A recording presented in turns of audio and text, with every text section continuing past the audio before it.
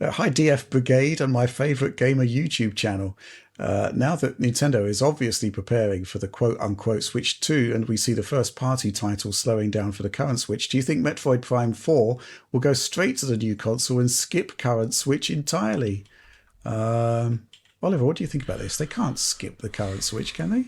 They've announced it. Well, I mean, they announced it all the way back in, what was it, 2017, I think? Metroid Prime 4?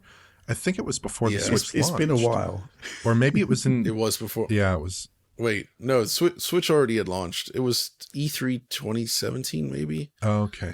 It was a long time ago. The point is, though, that they announced it and they had a console and you kind of expect it to arrive on that console.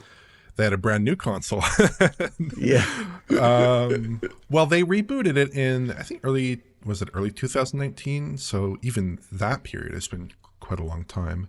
I'd have to think, especially when you look at the tech in Metroid Prime Remastered, which I looked at earlier this year, that just seemed like a nailed-on great base for Metroid Prime 4, and I have to imagine that a lot of that stuff is going to be shared.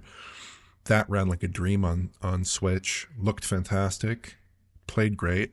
I think that's probably their tech base, and if that's the case, then I have to imagine that Metroid Prime 4 would run really well on the original Switch, and why not release it on the platform that has 100-odd million consoles out there. I think it will hit the original Switch. If it doesn't, I hope they're pushing some great tech, because they need to justify it, right?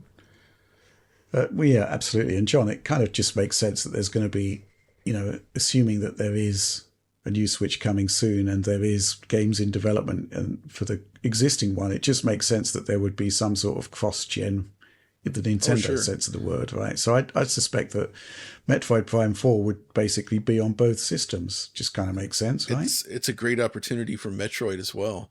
So obviously they pulled this with Breath of the Wild at the Switch launch, and they've done this before as well with the Wii and Twilight Princess, right? Where game is in development for new platform, but a new platform actually arrives while it was in development for the original.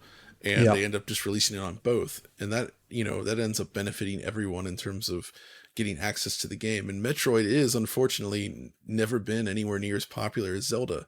The sales numbers just aren't there comparatively. But as a launch title and then a cross-gen title for a new Switch, that gives it a phenomenal chance at actually selling really well, because then you have all that launch buzz going with it. And I think over time, Metroid Prime itself has become kind of, it's largely considered a really amazing franchise. And I think launching it now, that would be a very smart decision that would hopefully bring a lot of success to the Metroid franchise. Yeah, it just makes sense to do it cross-gen, I think. And I guess the question is really at that point, the extent to which they do actually leverage the new system's capabilities.